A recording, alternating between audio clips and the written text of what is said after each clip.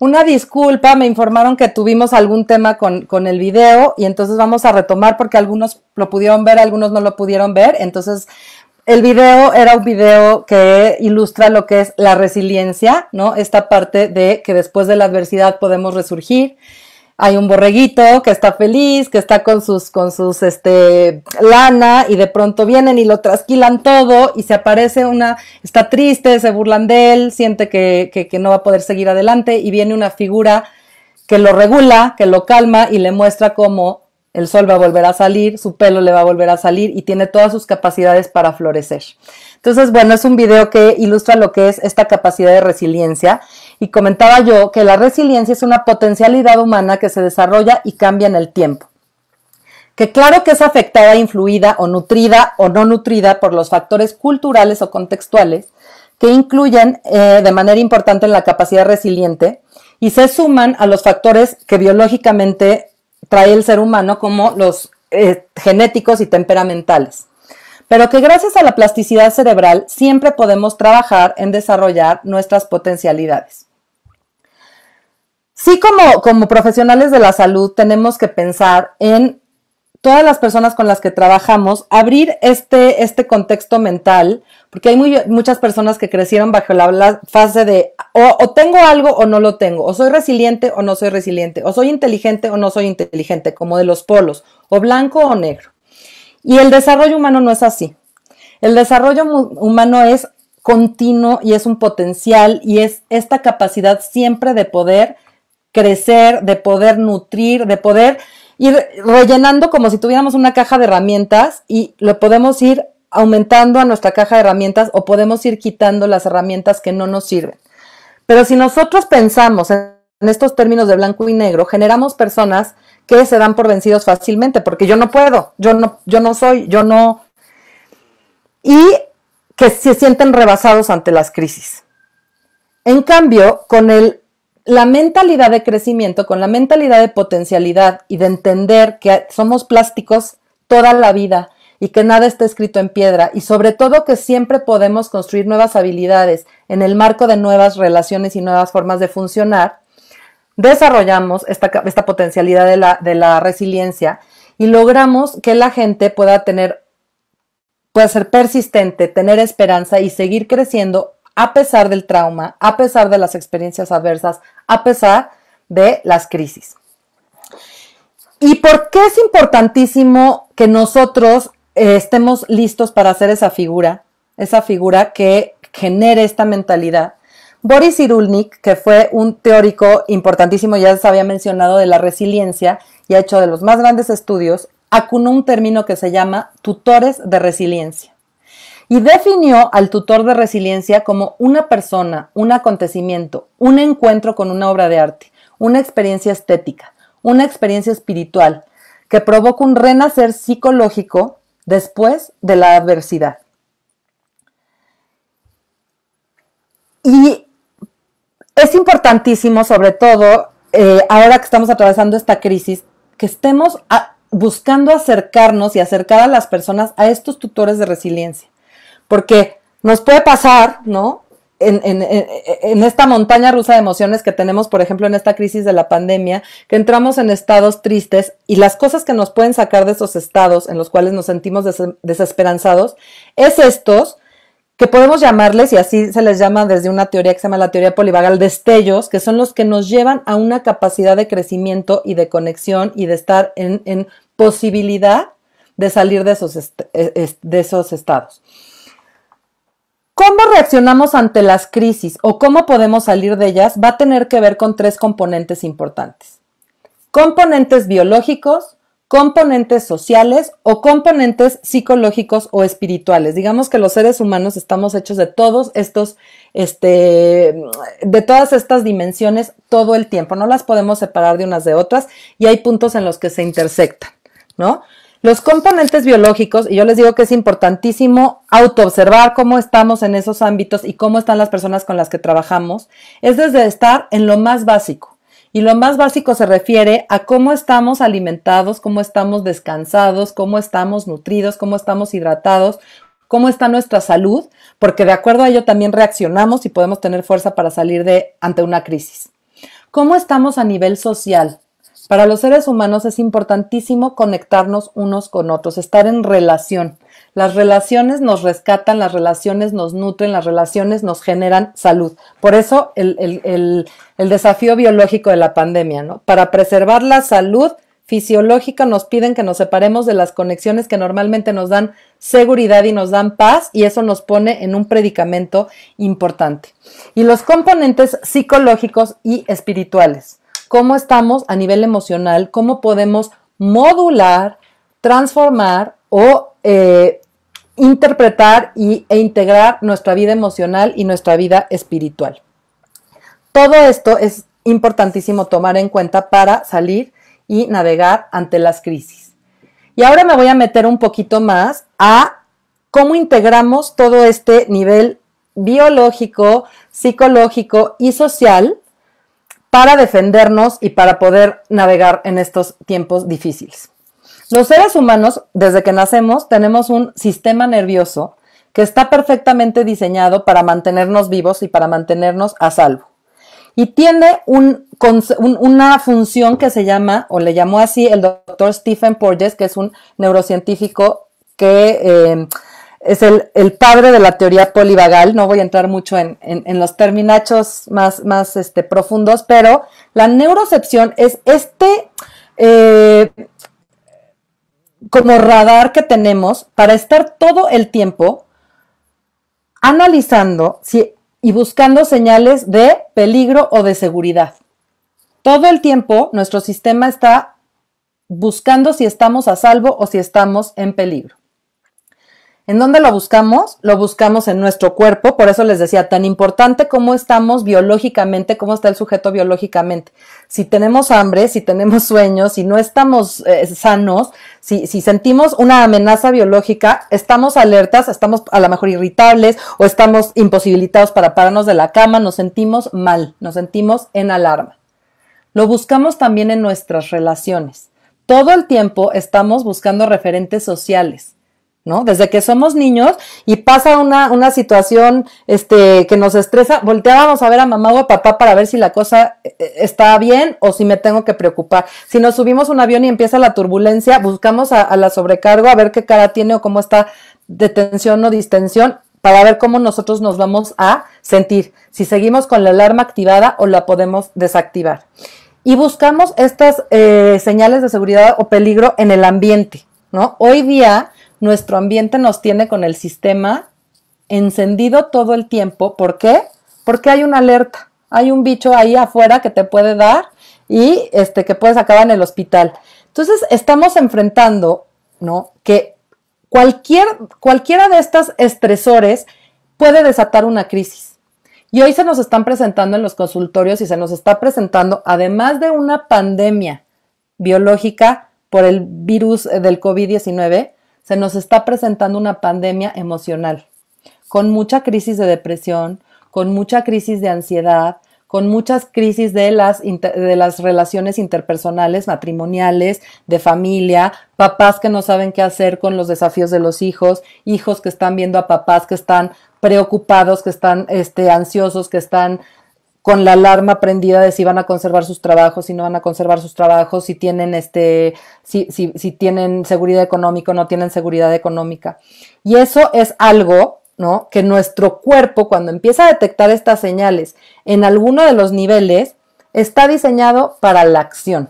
Entonces, cuando nosotros detectamos cualquier alarma biológica, social, espiritual, emocional, ¿qué pasa? Les voy a explicar biológicamente qué pasa. Nuestros cerebros detectan vía neurocepción la amenaza. Y cuando detectan la amenaza, cerebro manda una señal a las glándulas adrenales y dice: acción, estoy en peligro, necesito actuar, necesito salir de esta crisis, necesito salir de este peligro. Las glándulas adrenales, que por aquí están, secretan hormonas, que son las hormonas del estrés. La cortisona, el cortisol, y la epinefrina y la norepinefrina, que son las adrenalinas. Todo eso que pasa en el cuerpo, ¿qué hace? Nos prepara para la acción. Entonces, ¿qué nos empieza a pasar? Se acelera el corazón. ¿Y por qué creen que se acelera el corazón? Se acelera el corazón porque tiene que bombear sangre a todos los músculos que pudieran ser necesarios para evitar el peligro, para salir corriendo. Se manda glucosa igual a todos los músculos. Las pupilas se dilatan para que nos volvamos más perceptivos de las cosas que pudiéramos necesitar para salir del peligro. Empezamos a agitar la respiración para oxigenarnos bien. O sea, todo esto empieza a pasar y nos ponemos como los animales se ponen cuando se ven amenazados por un depredador. Pero ¿qué pasa cuando nos ponemos así? ¿Qué pasa cuando estamos en estos estados con la hormona del cortisol derramada y viene nuestra pareja y quiere platicar o viene nuestro hijo con una necesidad? O sea, estamos en estados en los cuales no nos es fácil la conexión. Y entonces, para poder navegar estas crisis, lo primero que tenemos que tener, ¿se acuerdan que yo en la primera o segunda diapositiva les dije autoconocimiento? Y tengo que nutrir las capacidades internas para poder regularme en estos estados. Si estoy trabajando con un paciente, necesito nutrir esas capacidades para que nuestro paciente, la familia con la que trabajamos, puedan navegar y puedan regularse ante estos estados. Porque nuestro sistema, ¿qué creen? No está diseñado para estar activado todo el tiempo. Aquí les puse la imagen de una cebra porque hay un libro que les recomiendo mucho que se llama ¿Por qué las cebras no hacen úlceras? Why Zebras Don't Get Ulcers. Y es una investigación de un etólogo neurocientífico que habla de cómo los animales son tan sabios que se saben regular. Si la cebra entra en crisis porque es perseguida por un león, la cebra huye, se activa todo esto que ya les expliqué. La cebra huye, pero después se toma el tiempo para respirar como tiene que respirar, para moverse como se tiene que mover y para desactivar la alarma. Y para eso está diseñado nuestro sistema nervioso. No está diseñado para quedarnos con la hipoteca 30 años todo el tiempo y con la hormona derramada del estrés todo el tiempo, o para estar pensando en el problema matrimonial todo el tiempo, o los chavos ahorita que están tan preocupados por las redes sociales, me dio like, no me dio like, hizo, no hizo, me invitaron, no me... Y entonces imagínense los estados. La cebra, ¿qué creen? Pasó al león y le dice adiós al león. No se queda, me pude haber muerto, ¿verdad? No hay esta capacidad racional que tenemos los seres humanos, que a veces nos ayuda para muchas cosas, pero a veces nos aleja de esta capacidad natural de desactivarnos.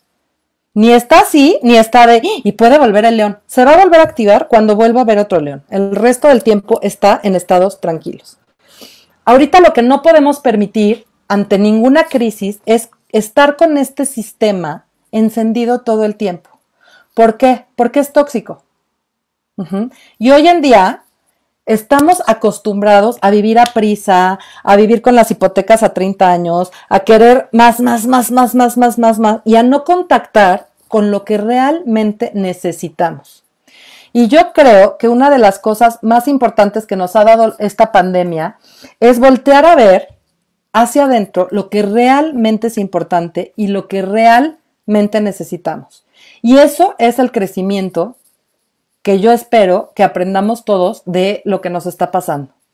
Volvemos a las primeras láminas. ¿Quiénes la están pasando mejor? Los que tienen esta capacidad interna mucho mayor de regulación emocional, capacidad reflexiva, capacidad de adaptación, y los que tienen sus vínculos, ya sea sus vínculos familiares, sus vínculos de pareja, si es que tienen pareja, sus vínculos con sus hijos, con sus amigos, con su religión, con lo que tengan más sólidos. Y creo que eso es lo que más tenemos que promover. Recontactar, así como la cebra sabe lo que necesita y se toma el tiempo para adquirir eso que necesita, que como humanidad, yo creo que esta crisis global que se nos está planteando, nos reconectemos con lo que es verdaderamente esencial y con lo que verdaderamente necesitamos para ser personas en crecimiento. Les hablaba yo de la teoría polivagal de Stephen Porges, que no voy a explicar mucho a nivel profundo en términos, pero todo el tiempo, así como en la vida estamos atravesando momentos de crisis, momentos de felicidad, momentos de crecimiento y todo es un continuo, en un mismo día, nuestro sistema nervioso también estamos entrando en esta, vamos a imaginar como si fuera una escalera de estados mentales, en el cual hasta arriba de la escalera es cuando nos sentimos seguros, Aquí está medio invertido porque esta imagen es de abajo para arriba y esta de arriba para abajo. Cuando nosotros estamos no estresados, cuando no nos sentimos en estados críticos, estamos en niveles, en la teoría polivagal se llama ventrales, dispuestos para la conexión social. Nos sentimos alegres, podemos conectarnos con el presente, podemos tener compasión, estamos conscientes, tenemos curiosidad, nos podemos escuchar unos a otros, estamos en modo crecimiento. Pero cuando nos sentimos amenazados, cuando se activa esta alerta que ya les expliqué biológicamente lo que pasa, podemos entrar en distintas respuestas. Se activa en el sistema nervioso autónomo, hay un nervio que se llama el nervio vago que tiene diferentes funciones, regula el corazón, regula los pulmones, regula los nervios de la cara, todo nuestro sistema de seguridad, y tiene una rama que se llama el sistema simpático, que se activa, peligro, peligro, peligro, y entonces nos manda toda la energía del sistema simpático. Las respuestas del sistema simpático son huida o lucha, que son dos acciones que podemos tomar ante la crisis. Entonces podemos sentir pánico, miedo, ansiedad, preocupación, frustración, irritación, enojo, ¿no?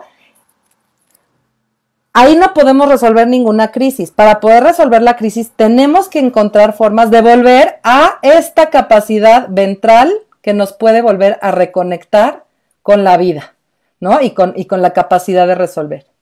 Y hay una última rama del sistema nervioso autónomo, que es las reacciones dorsales, y es cuando colapsamos, ¿no? Hay personas que ante la crisis colapsan y se pueden hundir en una depresión, en una disociación.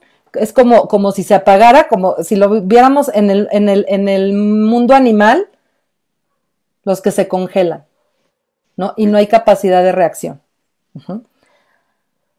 Nosotros tenemos que analizar cuándo estamos en cada uno de estos niveles. ¿Por qué? Porque si vamos a ayudar a personas a salir de la crisis, ¿dónde tenemos que estar nosotros? Acá. Tenemos que estar en estados ventrales.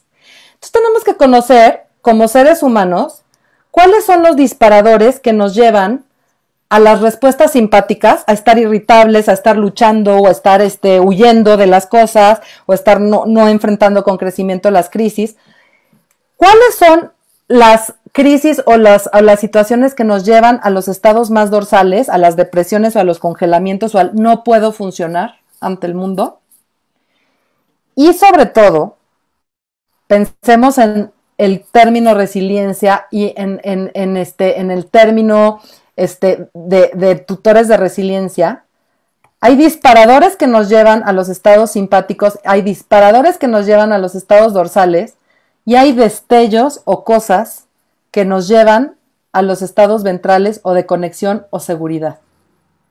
Creo que a lo largo de la charla hablamos de muchas cosas que son súper importantes para llegar a estas capacidades de conexión social, como son la espiritualidad, la conexión con otros, el arte. O sea, es importantísimo, me gustaría que se llevaran de esta charla esta reflexión. ¿Qué me hace a mí reconectarme con esta capacidad de conexión y con el poder acomodar mis numeritos para planear soluciones a mis crisis?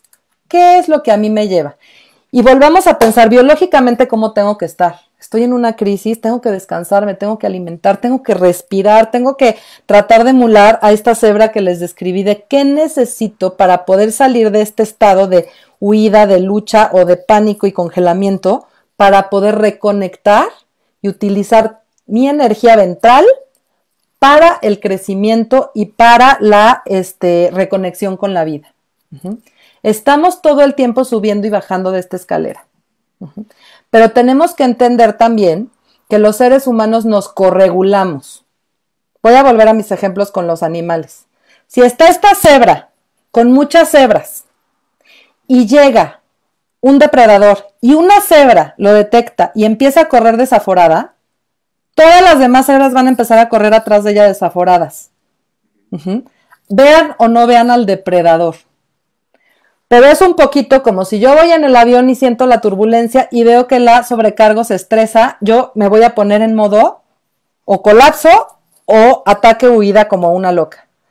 Todo el tiempo estamos haciendo esto. Entonces, es importantísimo cuando estamos atendiendo personas, que nosotros estemos conscientes en qué estado estamos, porque no podemos ayudar a nadie si no estamos regulados nosotros, si no estamos con esta capacidad de conexión, con esta capacidad de reflexión, con esta capacidad de buscar soluciones. Entonces, importantísimo, si estamos atendiendo gente o si pretendemos a la larga nutrir estas capacidades en otros, tenemos que empezar a trabajarlas en nosotros mismos. Después, si preparamos a los papás a cómo criar a los hijos, tenemos que mandarles esta señal. Si tú entras en pánico en las crisis y quieres que tus hijos permanezcan calmados, no hay manera. Nunca en la historia de la regulación emocional alguien que está desregulado puede regular a otros. Alguien que está desregulado puede desregular a otros. Alguien que está en crisis, generalmente lo que pasa es, ¿no? Como si fuera vía Bluetooth, o lo que hacen unas cebras a otras es, te conecto con mi neurocepción para que tú también te salves de esta, ¿no? Entonces imagínense la importancia de la conciencia de estos estados, porque para ser figuras, tutores de resiliencia, tenemos que estar muy, muy, muy, muy, muy conscientes en el trabajo personal que nosotros tenemos que hacer. Y una vez que nosotros sabemos cómo nos movemos en nuestra escalera, le voy a llamar así, en nuestra escalera polivagal, no es para que les digan no entren en esos estados porque sería pedirles un imposible, sería como decirles que no va a haber crisis o que no pongan techo en sus casas porque no va a haber tormenta. Sí la va a haber, pero hay que analizar dónde vivo, dónde paso la mayor parte del tiempo, en estados de conexión social, en estados ventrales, o paso la mayor parte del tiempo en estados de ataque-huida, en estados de alerta simpática, o paso mucho tiempo colapsado sin tener capacidad de accionar y de salir y de crecer ante las crisis en estados más dorsales. Primer paso, detectar para después, bueno, ¿y qué son las cosas que me hacen salir de estos estados? Lo que tendríamos que tratar es que la mayor parte del tiempo o estemos en estados más ventrales, más arriba, más conectados, más con capacidad de disfrutar, más con capacidad de alegría, con este renacer psicológico, que en los otros. Si detecto que paso más tiempo en los otros, hay que pedir ayuda, ¿no? Hay que pedir ayuda porque no puede un sistema tolerar que el hogar sea en los estados de estrés total, de crisis total o en los estados de congelamiento. Ahí es donde se gesta la enfermedad mental, ahí es donde se gestan todas las patologías, ahí es donde se gestan las disfuncionalidades en las familias, ¿no? Tristemente, hoy estamos viendo muchas personas que viven en estos estados. Y como sociedad, tenemos que ayudar a poder reconectar con la vida, ver la crisis como un espacio para crecer y encontrar ante cualquier crisis nuestro camino de regreso a los estados de luz, de conexión, de seguridad emocional. Voy a acabar con esta frase. Siempre hay posibilidad de encontrar nuestro camino de regreso a la calma y al crecimiento. Y esta frase que me encanta que dice: la esperanza es ser capaz de ver que hay luz a pesar de que todo esté oscuro, ¿no? Me gustaría dejarlos con este pensamiento y en esta reflexión de ver la crisis como una oportunidad, ¿no? Generalmente si ustedes se meten a Google y buscan resiliencia, les van a salir imágenes así, de la flor que creció en el asfalto, que buscó o sea, que a pesar de que no era una condición óptima, logró sacar lo más bello y logró crecer de la adversidad. Eso es lo que quisiera yo dejarlos ahorita antes de que pasemos a las preguntas y respuestas. No sé si haya por ahí preguntas y respuestas, pero que eso nos quedemos en nuestra mentalidad y que eso sembremos en la mentalidad de las personas con las que trabajamos. Siempre hay lugar para crecer, siempre hay lugar para el cambio, siempre hay lugar para volver al hogar dentro de la calma y dentro de la paz. Y espero que no se haya visto tan interrumpida la presentación y que sí hayan tenido el sentido, y quiero saber si hay alguna pregunta. Bueno, primero que nada, le queremos agradecer a la maestra Alejandra por estar aquí con nosotros, también a todos los que se conectaron y se volvieron a conectar. Les pedimos una disculpa por las cuestiones de transmisión, fue una cuestión técnica, pero gracias a los que pudieron retomar y a los que también se van a conectar en un futuro y van a ver la reproducción de esta hermosa conferencia, que sin duda alguna es una herramienta para todos nosotros que estamos viviendo este tiempo de confinamiento, este tiempo de pandemia, que después de un año seguimos necesitando estas herramientas para poder crecer y ver las oportunidades en medio de toda esta crisis, que aunque es una pandemia en general, pues cada uno sigue teniendo sus luchas propias. Entonces, muchas gracias, maestra Alejandra, y como bien dijo, ahorita estamos en este espacio de preguntas y respuestas, que ya tenemos algunas en el chat. Igual si tienen alguna pregunta que les gustaría hacer, este es su momento, entonces estamos al pendiente del chat aquí en Facebook. Así que iremos con las primeras preguntas que tenemos. Y la primera es, maestra Alejandra, ¿qué consejo le podría dar a una persona que está en una crisis emocional y tiene muchísimo miedo y no sabe cómo regularlo y no sabe cómo llevarlo a término, de cierta manera? Mira, primero que nada es siempre validar la emoción. Todas las emociones son necesarias para la supervivencia. A veces nos educaron un poco pensando que hay emociones positivas y emociones negativas. Y el miedo es una emoción, sino hay que modularlas.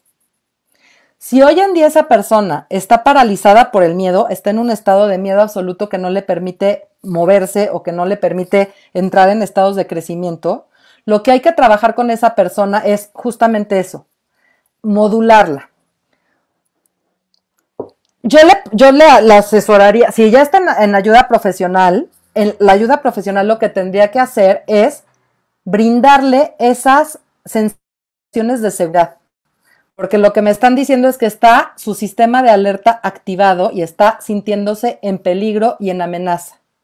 Entonces, lo primero que tiene que hacer es, la figura que esté ayudando a esa persona, es brindarle señales de seguridad. Aquí estoy contigo, te voy a ayudar a recuperar.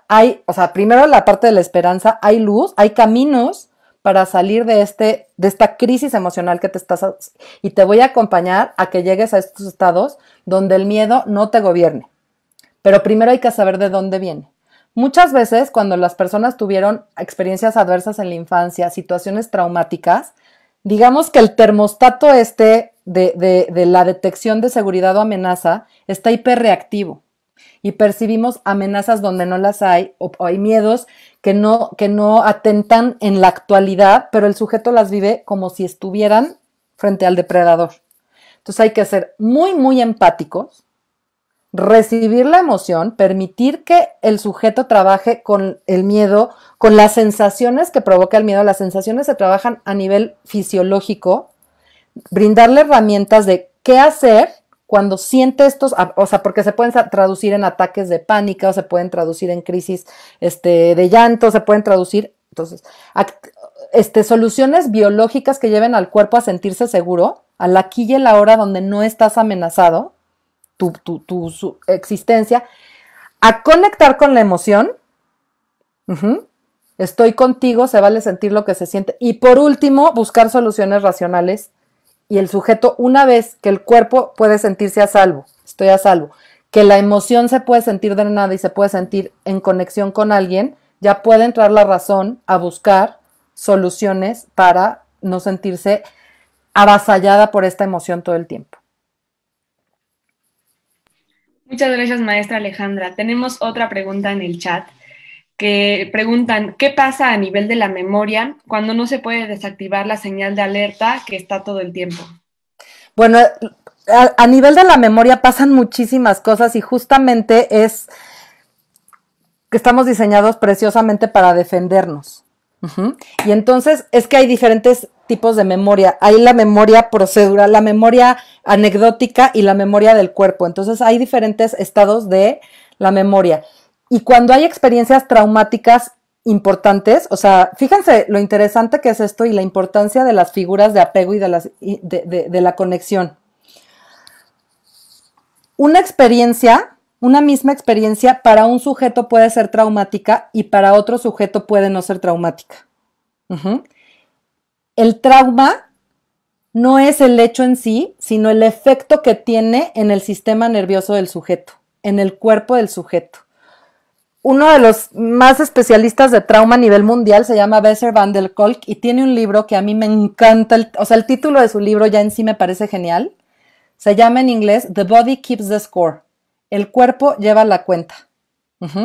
Y lo que se refiere es que en la memoria del cuerpo se queda experiencias traumáticas integradas y se están activando en el aquí y en el ahora cuando se asocia con algo, cuando el sujeto se encuentra en experiencias que le activan la inseguridad. Entonces, eso pasa en la memoria. La memoria está actuando, pero recordándonos peligros de antaño, muchas veces cuando no los hay. ¿Por qué? Porque así como cuando nos activamos y las pupilas se dilatan para que metamos más información, la memoria se activa para que no sabes qué información tiene que ser, va a ser necesaria y qué información no va a ser. Generalmente las personas cuando te relatan hechos muy, muy, muy fuertes, yo me acuerdo cómo estaba vestida el día que supe del ataque de las Torres Gemelas. ¿Por qué me acuerdo de qué color era mi blusa? Pues porque no sabía mi cerebro si iba yo a necesitar esa información o no. Absorbió. Pero también puede funcionar en sentido contrario. Bloquear experiencias traumáticas de la memoria para proteger la vida emocional. Entonces, la memoria juega un papel importantísimo en el tema de la crisis y en el tema del trauma, que lo que está buscando al final es defendernos. Espero haber podido contestar. Muchas gracias, muy interesante y gracias también por todas las recomendaciones que nos está haciendo en cuanto a otras fuentes. Creo que es muy valioso para todas aquellas personas que están interesadas en seguir estudiando estos temas a mayor profundidad. Y vamos con la siguiente pregunta que nos hacen también aquí en el chat. ¿Qué hacer cuando ya te acostumbraste al encierro y ya no buscas el significado de tu vida? Ahí yo lo que te diría es no permitamos acostumbrarnos a eso. O sea, no hay que permitir acostumbrarnos a ninguna sensación de malestar. Así como les digo a los jóvenes, porque acuérdense que a mí me preguntan mucho, ¿es normal que me sienta ansioso? ¿Es normal que me sienta triste? ¿Es normal que no tenga ahorita ganas de salir? ¿No? Y yo les contesto, es normal, pero acuérdense que la norma es una medida estadística donde recae la mayoría. No quiere decir que sea la salud. No es la salud. Ahorita es normal, sí es normal todo lo que nos está pasando porque no estamos diseñados para estar viviendo tanto tiempo en estos estados de estrés y en estos estados de confinamiento. Entonces, sí hay que tratar, a medida de que podamos, de salir de estos estados, de conectarnos lo más que podamos unos con otros. Es como si me preguntaran, ¿qué hacer si no siento ganas de comer? Te diría, esto va a pasar, esta crisis va a pasar, y yo sé que nos está afectando y nos está afectando nuestros sentidos, pero esto es algo que necesitamos de unos de otros para retomarnos. Entonces, no se puede salir de un estado de congelamiento por sí solo, pero buscar ayuda. O sea, si siento que no estoy encontrando sentido, si siento que no estoy pudiendo, porque no estoy pudiendo pararme de la cama, porque no tengo las más mínimas ganas de meterme al Zoom con mis amigos a charlar tantito, busca ayuda, busca conexión, ¿no? Y que de poquito en poquito te ayude a conectarte con otras personas. Yo sé que no es fácil, no va a ser a través de la razón. El otro día un chavo de una escuela que di un taller me decía, ¿pero qué hago, Ale? Yo sé que tengo que descansar, pero tengo trastorno de ansiedad. Y llega la noche y ponle que me meto a la cama a las 9 de la noche, pero no me puedo dormir. Entonces sé lo que tengo que hacer, pero no lo puedo hacer. Y le decía, tienes toda la razón. Pero ahí lo que tienes que buscar, digo, no te puedes dormir porque cuando hay un trastorno de ansiedad, este cortisol que les dije que se secreta cuando estamos en estados de estrés, el cortisol en exceso es dañino, pero lo necesitamos para sobrevivir. Para despertarnos en la mañana necesitamos cortisol. Necesitamos tenerlo. En una persona que no tiene trastorno de ansiedad, que no tiene estado de estrés, si le medimos el cortisol, en la mañana lo tiene más alto y en la noche más bajo, que es lo que nos permite ir a dormir. En una persona que está en crisis o está en estados de ansiedad, está al revés. Está bajo por la mañana y le cuesta un trabajo pararse en la cama y conectarse, y en la noche se va acelerando el estrés, está todo lo que da y por eso no puede conciliar el sueño. Pero entonces este chavo le decía, necesitas trabajarlo, no desde aquí, entiende que tienes que dormir. Tienes que trabajar mucho con tu cuerpo, mucha respiración, mucho ritmo, mucha regulación, mucho físico, para mandarle la señal a tu cuerpo de estás a salvo, no hay peligro, puede bajar el cortisol, puedes descansar, no tienes que estar en estado de alerta, no va a venir el depredador en la noche, ¿no? Entonces, un poco eso. No está viniendo del cerebro a ti las ganas de conectarte, las ganas de salir, hay que mandársela al cerebro. Y entonces hay que empezar por lo más básico, que es biológico, lo siguiente, que es lo emocional, y por último, la razón. Pero si te sientes desanimada, si te sientes en absoluto falta de sentido, siempre es bueno pedir apoyo de profesionales o de personas, figuras súper, que te regulen, que te calmen y que te conecten de regreso con el deseo y ¿no? Volvemos al término de tutores de resiliencia. Y se vale pedirlo y los necesitamos ahorita mucho. Perfecto, pues continuamos con una pregunta que creo que viene un poco relacionada. Dice, ¿qué hacer cuando estas crisis llevan a una persona a concebir pensamientos suicidas sin tener antecedentes de depresión o ningún otro trastorno? ¿Cómo se puede trabajar? Con ayuda profesional. Cuando estamos hablando de no sé si las preguntas son de que ustedes son el profesional. No sé si nos las podrían... La persona que haya hecho esa pregunta, o sea, no sé si viene de un familiar le está pasando o a mí me está pasando o sea, si no hay ayuda profesional, siempre que hay, hay que pasar filtros importantes. Cuando está en riesgo la vida, cuando está en riesgo la vida de terceros, cuando está, los valores más fundamentales, de la persona comprometidos, siempre hay que buscar ayuda profesional. Y sí, toda persona, cuando hablamos, voy a volver al ejemplo del objeto en la resiliencia. ¿Se acuerdan que les decía yo que tomamos prestado el término de las leyes de la física? Todos somos susceptibles del quiebre. O sea, sin antecedentes, depende de la fuerza que nos doble. Yo cuando daba clases en la náhuac, alguna vez di clases de psicopatología y a mis alumnos un día les llevé una cuchara de metal y una cuchara de estas desechables de plástico. Tenemos estructuras diferentes de acuerdo a cómo fuimos criados, de acuerdo a cómo vivimos, de acuerdo a nuestras... Si yo le imprimo una fuerza muy pequeñita a la cuchara de plástico, la rompo fácilmente. A la cuchara de metal, si le hago esa misma fuerza, a lo mejor no la rompo, pero si le paso un coche por encima, la doblo, ¿estamos de acuerdo?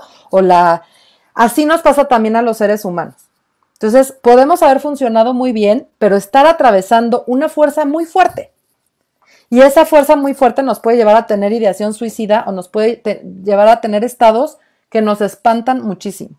Y tenemos que tener una persona capacitada para corregularnos en esta situación. Y tiene que ser especializada porque no puede, o sea, si mi hijo, si mi pareja, si mi amigo está pasando por esto, me voy a angustiar y va a pasar lo que las cebras, va a ser de angustia a angustia.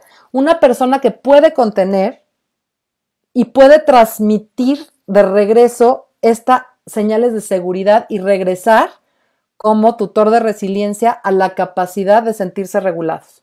Entonces, ahí sí, y si yo como profesional no estoy pudiendo, no puedo con el caso y tengo que pedir backup o ayuda interdisciplinaria o tengo que regresar a mi estado ventral para poder ayudar a esa persona a salir de la ideación suicida. Me pidieron, mañana voy a dar una plática en una fundación que trabajan con trastornos alimenticios y ahorita están tienen líneas de intervención en crisis y están los que reciben muy necesitados de herramientas porque imagínense ¿no? Todas las horas, no es fácil como profesional de la salud y ahorita también hay toda una necesidad de los profesionales de la salud estar ahorita conteniendo con tanta gente en crisis todo el tiempo y teniendo situaciones de amenaza personal también, ¿no? Entonces, por eso tenemos que estar haciendo este continuo trabajo, pero no pensar que solos podemos con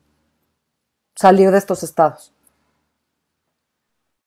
Muchas gracias, maestra, y gracias por hacer como este énfasis dentro del acompañamiento. También les recordamos que aquí mismo en el Instituto Juan Pablo II también hay un centro de acompañamiento por si alguna persona está interesada y se quiere acercar. De todas maneras, también nos hacen la pregunta si usted da acompañamiento personal. Si quiere, al final de la conferencia, ya cerrando este espacio de preguntas y respuestas, nos puede contestar por si alguien está interesado en recibir este tipo de acompañamiento o sabe de alguna persona cercana que lo pueda llegar a necesitar. Y nos vamos con las últimas dos preguntas. Perfecto. La primera es, nos presentan un caso en el cual dice lo siguiente: unos niños chiquitos con 5 y 3 años tienen un papá ausente, viven con su mamá y su mamá los mantiene y los cuida al 100%. El papá aparece y desaparece de manera intermitente y él tiene una cierta desestabilidad mental. ¿Es importante buscar la forma justificada de alejarlos de él o es más importante de que ellos convivan con su papá a pesar de su emocionalidad? No, mira, yo ahí creo que hay que trabajar con lo que tenemos, o sea, porque también privar a un papá por una trastorno emocional es difícil, ¿no? O sea, es pensar que yo trataría, pero sé que hay veces que no puede, no está en el total control, y ahorita les voy a contar una metáfora que yo uso con muchas personas que asesoro en la crianza. Pedir que cuando se acerque a los niños, o sea, que esté en un tratamiento, que esté medicado si tiene que estar medicado, que se busquen los contextos donde los niños estén seguros. O sea, si volvemos a las leyes, si la seguridad de los niños está comprometida, ahí sí tenemos que poner como límites más claros. Ahora, ¿con qué cuenta esa mamá que está con los niños? O sea, yo siempre uso la metáfora, muchos de ustedes son muy jovencitos, pero hace muchos años hubo una película de un hecho real que sucedió del Apolo 13, una nave que se descompuso en órbita, ¿no? Y lo que hicieron aquí en la NASA en Houston es hacer un simulador para ver cómo podían ayudar a los que estaban en el espacio a reparar la nave que estaba en el espacio. La película es de Tom Hanks. Pero entonces, ¿qué tienen que hacer? Ver con qué cuentan allá. No les pueden dar una solución con la que no cuentan, ¿no? Así les digo. Yo les digo a las mamás o a los papás con los que trabajo, es que el papá tiene, el papá hace. ¿Podemos hacer algo con eso o no podemos hacer algo con eso?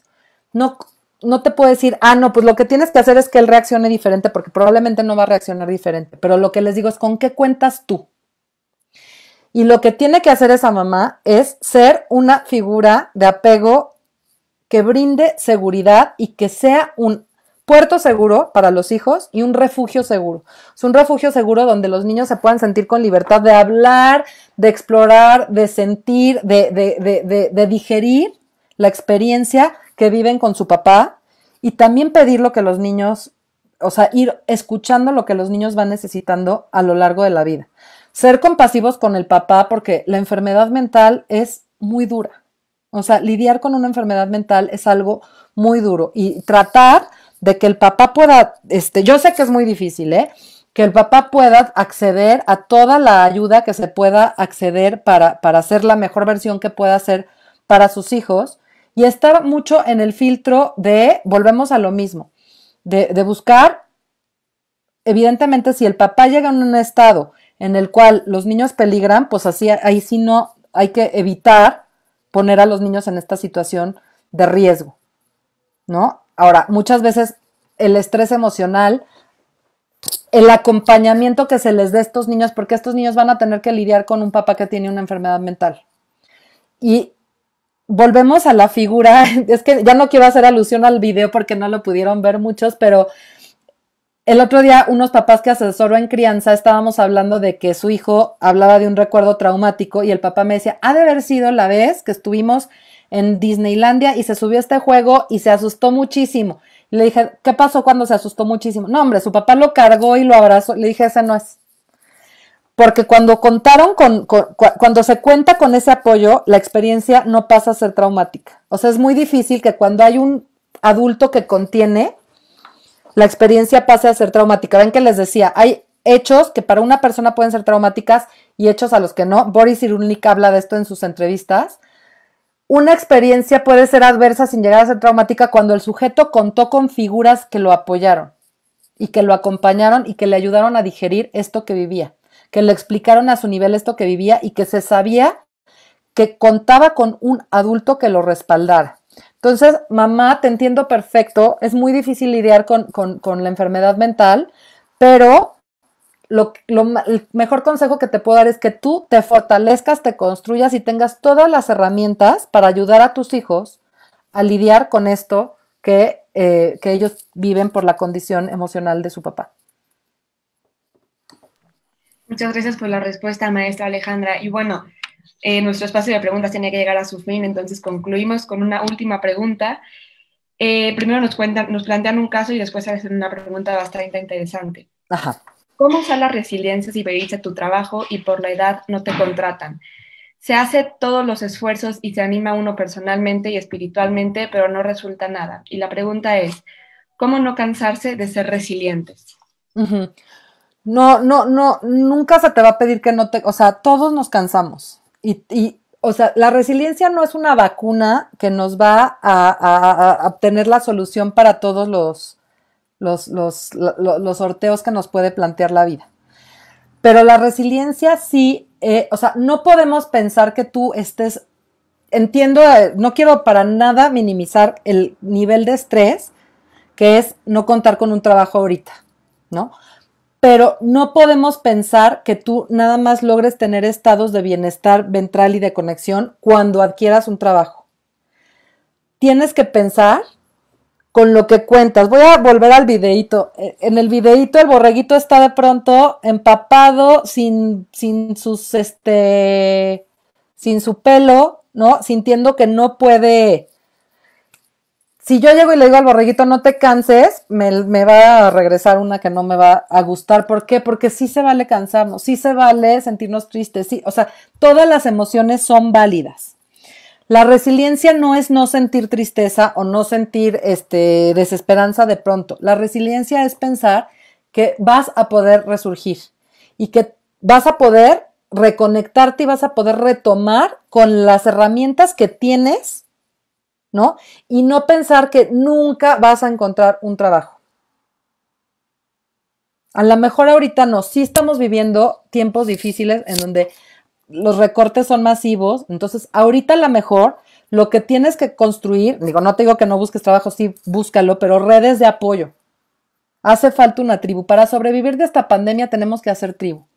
Nos tenemos que ayudar unos con otros, nos tenemos que apoyar unos con otros. Y es mucho más probable que logres encontrar un trabajo si logras reconstruir tus estados de conexión y de menos desregulación que si te sientes en estados completamente de congelamiento o de desesperanza. O sea, el punto es, ¿se acuerdan que hablamos del mindset? ¿Soy resiliente o no soy resiliente? O sea, no podemos caer en porque tengo esta edad nunca voy a conseguir un trabajo. No podemos pensar así, porque sí vas a poder conseguir un trabajo. Perfecto, muchas gracias maestra Alejandra y con esto concluimos nuestra sección de preguntas y respuestas.